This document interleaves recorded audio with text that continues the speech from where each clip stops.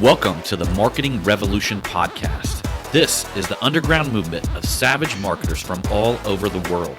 We are not Fortune 500 companies. We are real entrepreneurs with real businesses that have one major thing in mind: to set goals and devour them daily. Because we understand that everyone wants to eat, but only savage marketers are willing to do the hunt.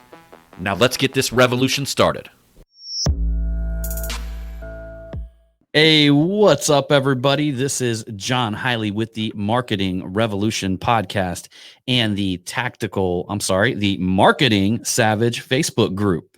Ooh. Damn, I got so many other businesses going on out there in Facebook groups. I was about to announce a different one. Just don't know. I'm waiting until I say it's the Marketing Savage podcast and the Marketing Revolution Facebook group and get them two mixed up. But there you go.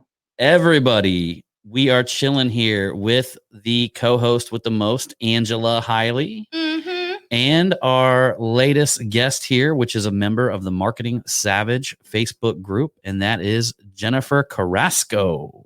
Hey, guys. Hey, how you doing today, Jennifer? Good. How are you? I'm doing wonderful. So we're doing these interviews, and some of you guys may have listened to the one that I dropped the other day with Thomas Keenan, who is another Marketing Savage Facebook group member, and we're just trying to highlight some of the badass members that we actually have in this group, and Jennifer definitely falls in that category. Jennifer is doing all kinds of things. In fact, we both met Jennifer at the Apex Executive Mastermind, and which was an incredible group of people. And if you're in the Apex Executive Mastermind, I mean, you're doing something. I mean, that's just a group of movers. And we wanted to highlight Jennifer here because I've been watching her incredible journey, and she owns an electrical contracting company and a skincare line. So Jennifer, why don't you introduce yourself a little bit further to the audience? Just tell us a little bit about what you're doing, what you got going on.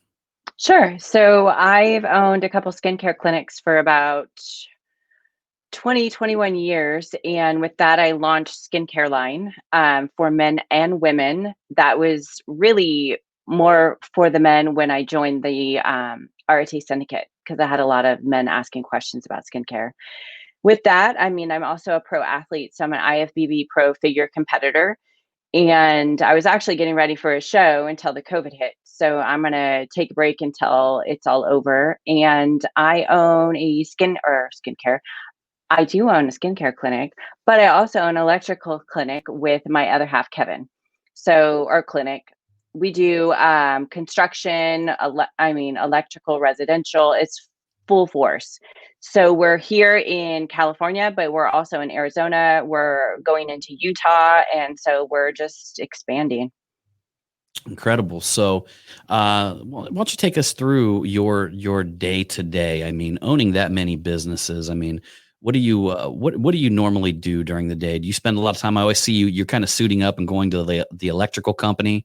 And I also want to get into, you were talking about a specific management system, and I can't even remember the name of that, or some sort of EOS. Yes, the EOS. So maybe we get into that a little bit as well, because I'm sure the listeners, all of us, what I feel, have a similar set of problems. A lot of it comes down to systemizing and leadership roles and delegation and things like that. But give us a little breakdown of what your day to day looks like. Yeah. So I wake up at 5 o'clock in the morning every morning. I go straight, have my cup of coffee, do all my emails, get all my social media ready. And then I'm at the office, the electrical office, at 7 in the morning, and pretty much just getting the guys ready to go out on the service side, get everything dialed in, and just have everything literally strategically planned every day. That's my life. If I don't have it in a set calendar, I'm fucked. So it's, everything is planned out. Sundays are my only day off, but I literally will wake up Sunday morning and sit there and plan out my whole Facebook for the week. And I get everything done for all of my pages. But what I have learned in the process of everything is you can't do everything, and you need to delegate. And a lot of people have problems delegating because it's not going to be done the way that they want it done. but then you're killing yourself in the long run and you can't be successful and you can't keep running your businesses the way you need to. So what I've learned is putting procedures in effect. So I have a social media that does all my social media for the electrical company. I have somebody that does it all for the skincare products, then the skincare company. I do my personal. And then I also, for the electrical company, about, gosh, I think it's been about 7 months now. If you haven't read the book called Traction, you need to read that. If you have a business to where you have or a lot of employees and you are looking to expand, and I felt like when we got together for meetings, it was literally it was like a shit show. And meaning that we would all talk about things and it would be an hour, it would be a 2 hour.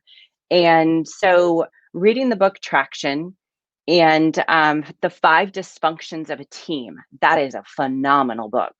But that goes in with Traction as well. So we hired an EOS coach, and it was the best decision that I feel that we've made. And explain to what an EOS coach is. Absolutely. So if you read the Traction book, you'll understand EOS. But what it does is it starts putting everything in perspective. So when you go to like your first meeting, that's why you can do it on your own with reading the Traction book, but it's better to hire a coach. So long term, what it does is it structures your company.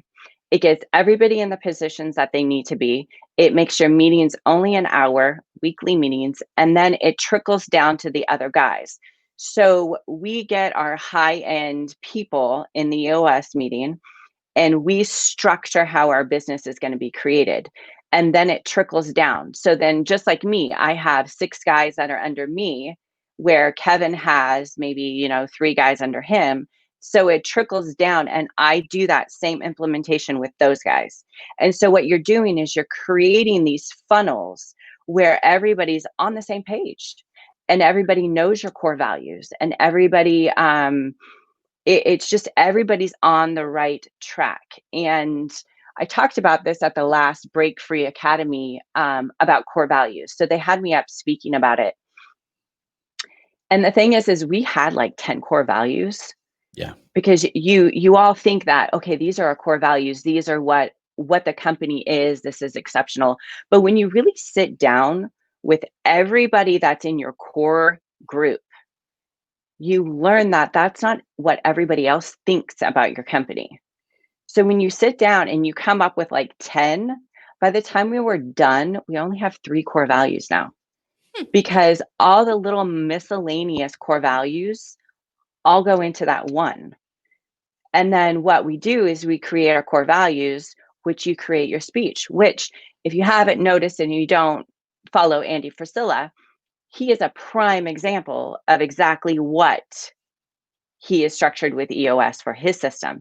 I don't think he uses it, but he has it dialed in the same thing. So then you go and you have your monthly meetings and you have your speech that has your core values with your examples. And then that leads your team to be on the same page that you are. So, yeah. Sure, because you're trying to get your company to function as one and to represent the same thing and to represent them core values and to be able to identify them core values truly. That's the only way that you're going to be able to hire somebody based on culture to see if they're going to be a good fit and fit in with the team. Because the worst thing to do is hire somebody that has completely opposite core values. It'd be the equivalent of having, a group of Donald Trump supporters and then go hiring a Joe Biden supporter to get in there and razz everybody up. Right? But that could be, that's an extreme example. But there are examples of things like that. It's like, don't pull up in my building if you got a Biden bumper sticker, man. I don't think you're going to fit in, right? Yeah. It's just like that, one of them things, right? So, and let me ask you, we touched a little bit on this before we jumped on, and I love that because I'm actually going to read that book, and I'm wrapping my head around what you're saying, and I think I've taken quite a few courses that kind of represent that, but I love that they've systemized that and created a structure that somebody can actually coach and hold accountable and things like that. It's incredible. So I love that idea, and I was really enticed by that when you were mentioning it at the last meeting. So that being said, you're talking about, you're out in California, right? Mhm. And we talked a little bit before the podcast. Can you tell us like what is it like being a business right now, operating in the state of California? Like how does that feel? What's going on? Mhm. Um, they've made it extremely difficult, but I think it's not necessarily just California, it's all over, you know? If for any reason one of our jobs is going and somebody is possibly exposed, like, we have to send everybody home and everybody has to get tested. And we spend extra money to get the, 24-hour testing so that way we can get the guys back on the shifts. Um, but I mean, Have you guys had that for happen since you've been reopened or yeah, since you've been open? yeah, Have you? we've had that. So we've never gotten shut down. We got shut down, I think it was the first 2 weeks because everybody wasn't sure, and then they allowed us to open back up. Now Right. for my skincare clinics, that has been a hot mess. Yeah. So there's no way, I mean, we could open, how do I say legally? We're not supposed to be open. So I've had to think outside of the realm. So the minute that this happened, I actually turned a lot of our treatments that we did in-house to be able to form kits to send out to people. And What kind of treatments did you do in-house and then you were able to kind of yeah, offer that doing so it at home? we do like a couple light peels, like fire and ice peels, things like Mhm. that, that they could do at home. Legally, they can't buy it themselves, but if they have an esthetician like walk them through it, which I created YouTubes to walk them through it with the product. So I did that. And then I also did like an eyebrow tint kit.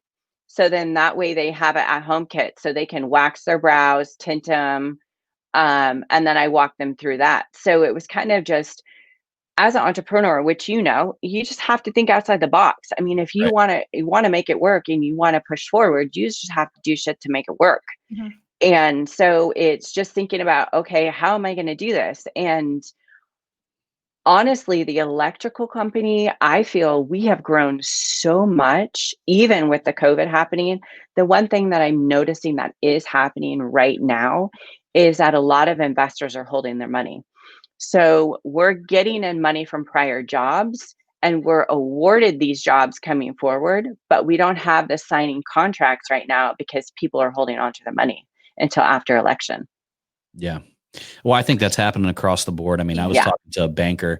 I mean, I think right now it's like you got to be a 780 just to be approved for a credit card inside a yeah, bank.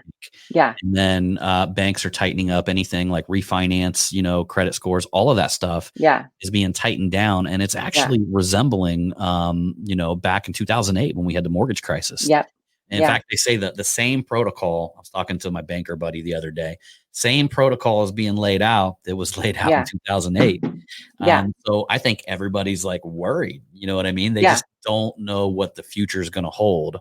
yeah. And, like you said, that the election is going to dictate a lot, and whether or not this COVID thing starts to disappear after that, which we all have the suspicion that it will, but who knows, right?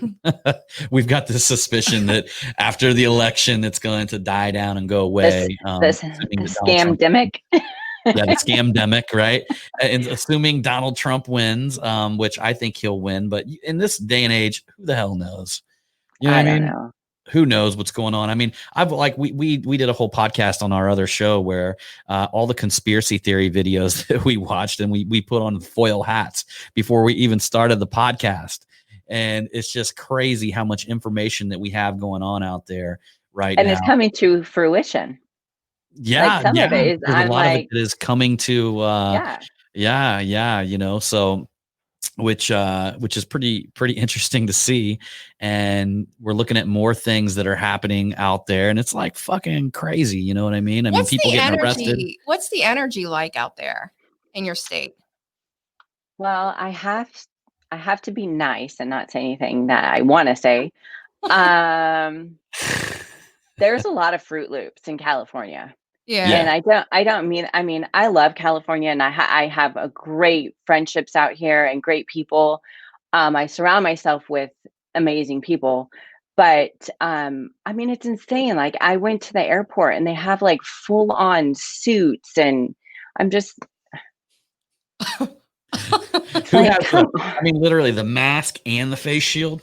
Yes. No, like a body armor suit, like the suits Right. that you go in for surgical treatments. And Now, I'm thinking, sorry, that my being phone's going said, off.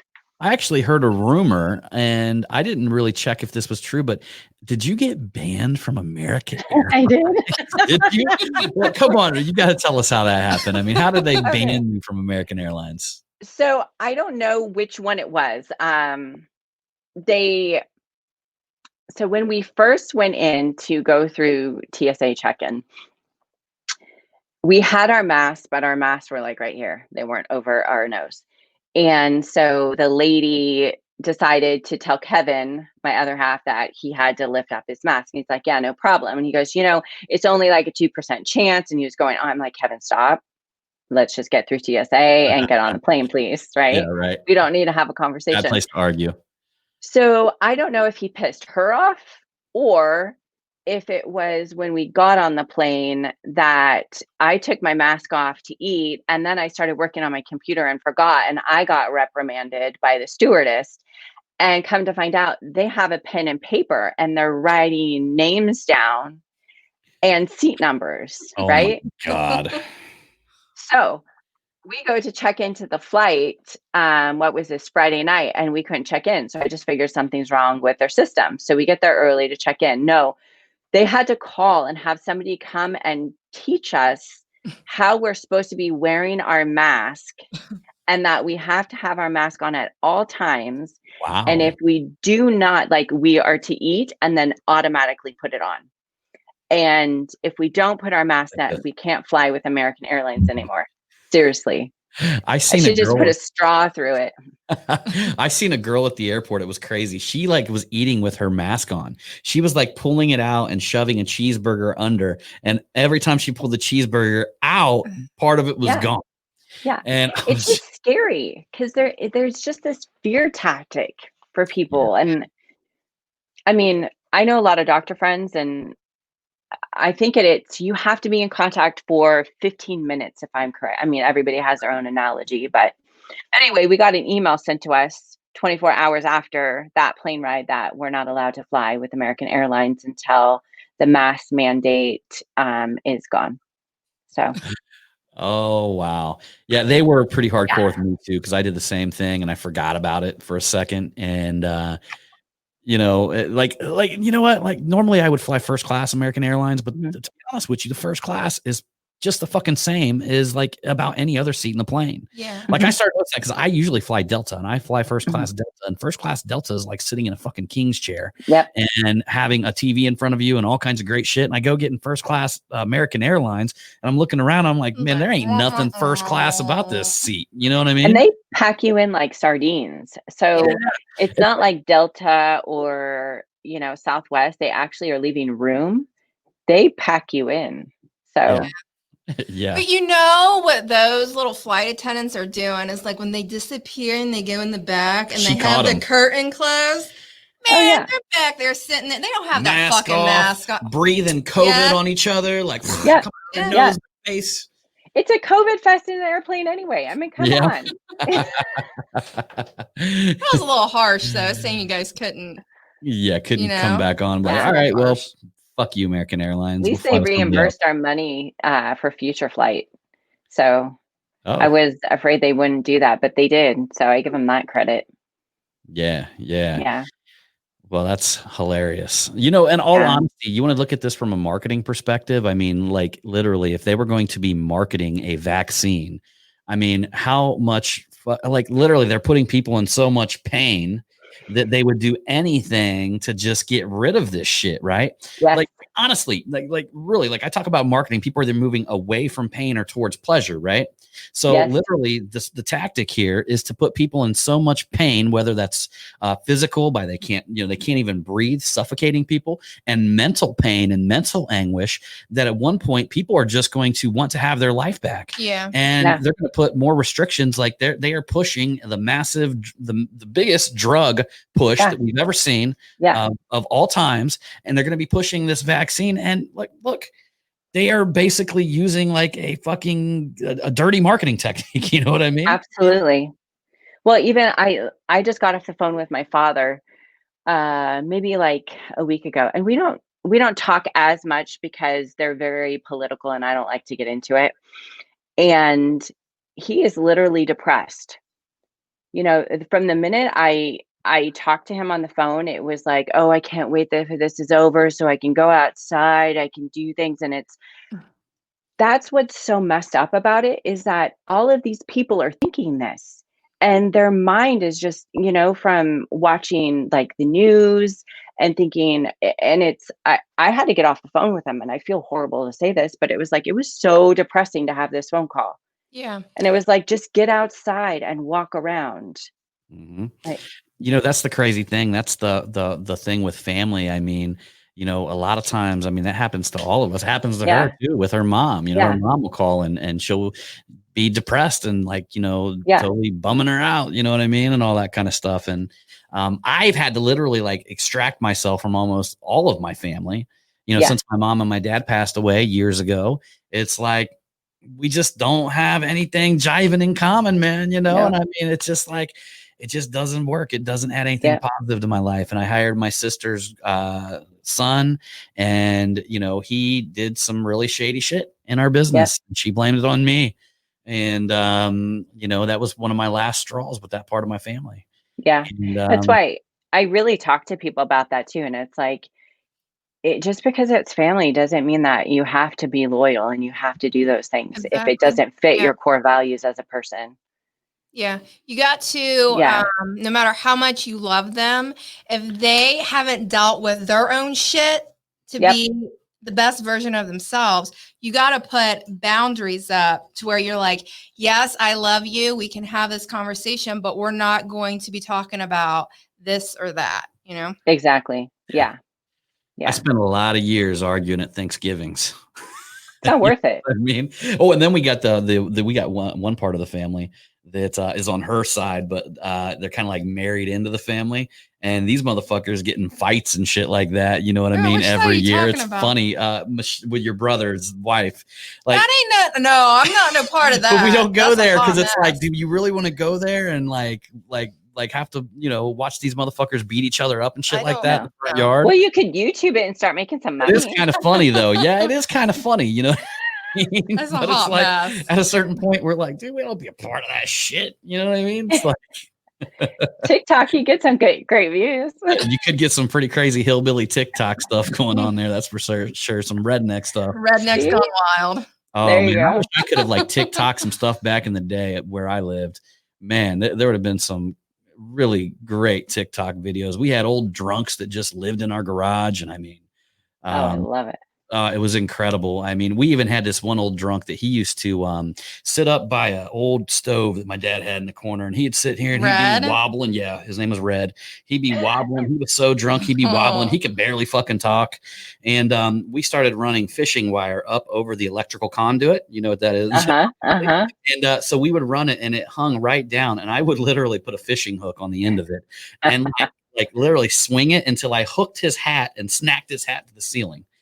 And he'd be all drunk and shit, and he'd be like, what the hell? And he'd be looking up, trying to grab his hat off the ceiling, and I would lower it, and he would try to grab it, and I would pull it up. And I mean, we used to just fuck with people. I mean, this is TikTok material, it was it was hillbilly heaven over there, man. It was like, see, I'd rather watch that shit than kids dancing.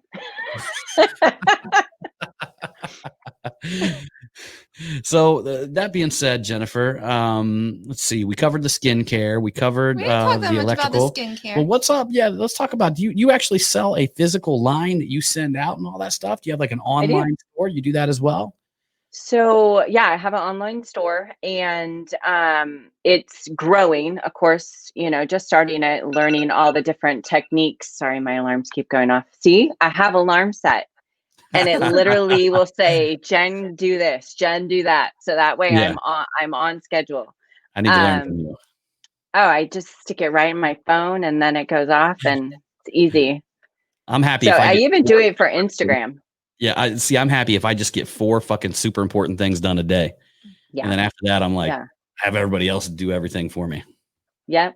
I know. That's how Kevin is. So then I have to organize Kevin's life. Me and Kevin, you know what I mean? Like brothers from another mother right here, right? I'm like, I already ordered your supplements. I said I got involved with the doctor who's doing all of our health. And so I schedule everything. I'm like, I don't know. I should have been in the military. Kevin just shows up, huh? Yeah.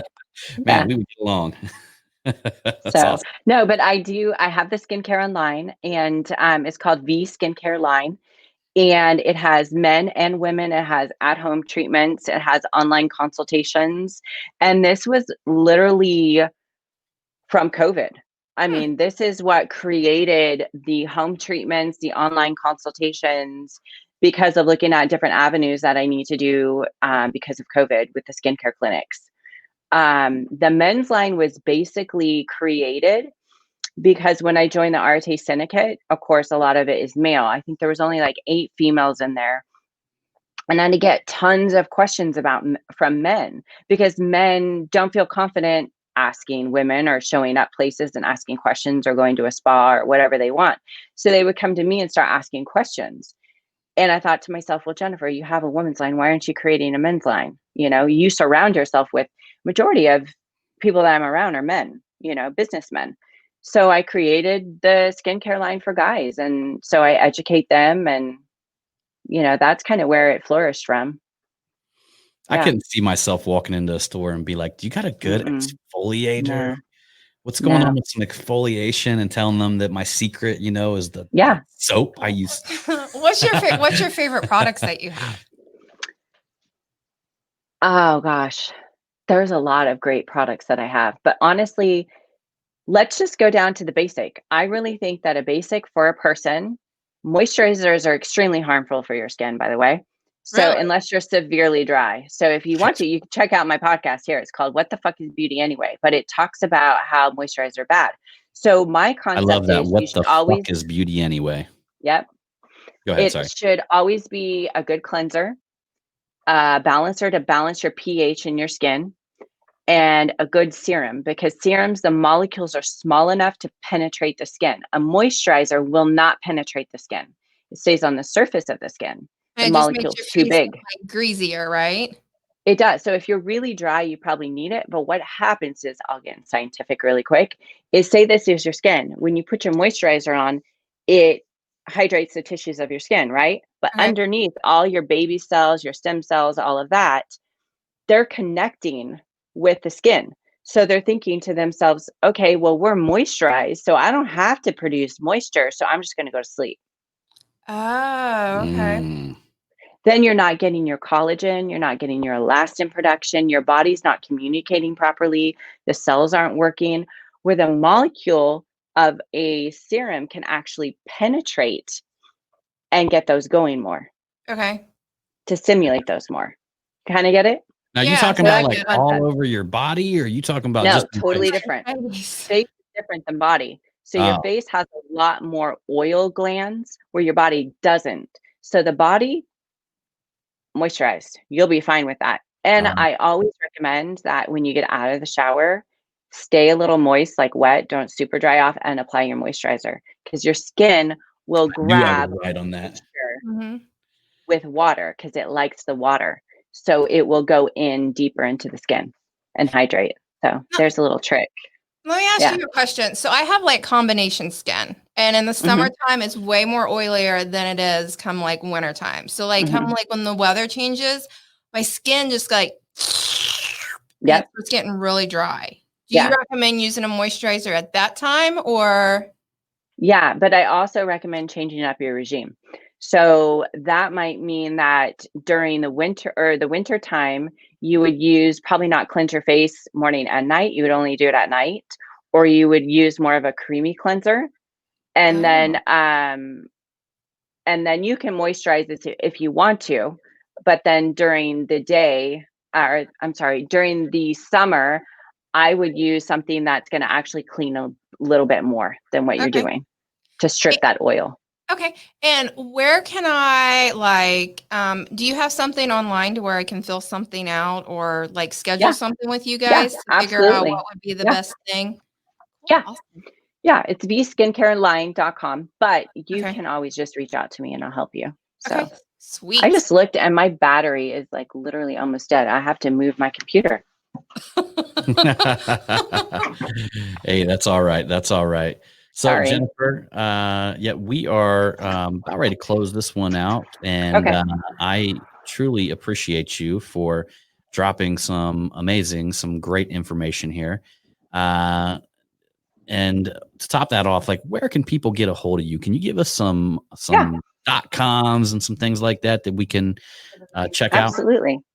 Yeah, absolutely. So I'm creating a website right now, and it's called jencarrasco.com. And that is going to be all of my,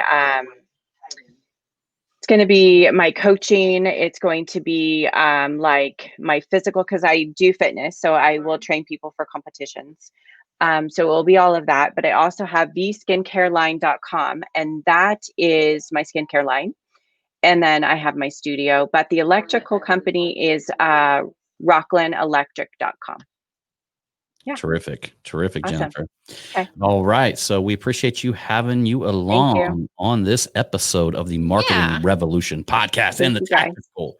I about said tactical again, didn't I? And a Marketing Savage Facebook. There you go. All right, everybody. We appreciate you. And as usual, we'll see you on the next one. Thanks, Jennifer. Awesome. Thanks. Bye you guys.